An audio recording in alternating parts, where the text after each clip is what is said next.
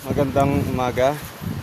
So, nandito ako ngayon sa may sitio Takot Manaol, Mansalay, Oriental Mindoro. So, tabing baybayin at low tide. So, kung nakikita nyo ngayon, ito po yung high tide.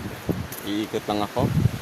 So, nandito na sa bakod ng isang resort or sa pagmamayari.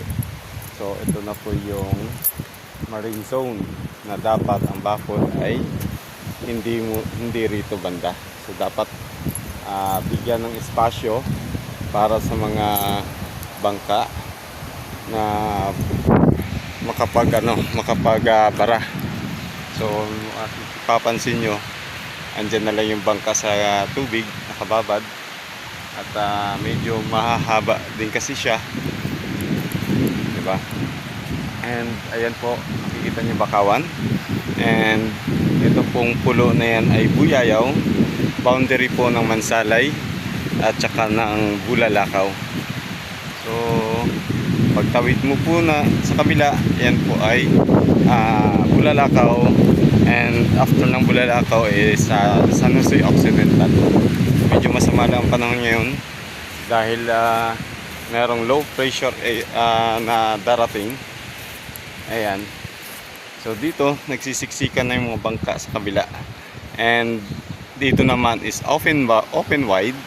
Nga lamang pag tumaas ang tubig, baka hilahin ng tubig palaot. So mawawala na yung bangka. Kung kaya't siguro dito sila nag-i-stay dahil nga secured and namomonitor nila time to time. At yun, sa kabila ay bakawan din. Ito yung masakasakaling maapektuhan kung sakaling lalagyan ng seawall.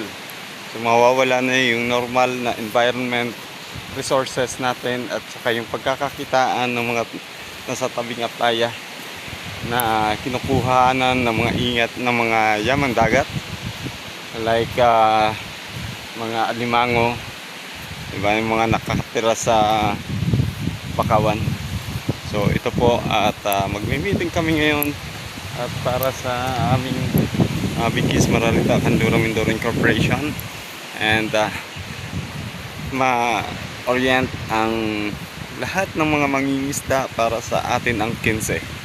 So no to commercial fishing dito sa loob ng 15 kilometro. So yun po yung tema ng atin ng 15. Maraming salamat. Good morning. Bye-bye.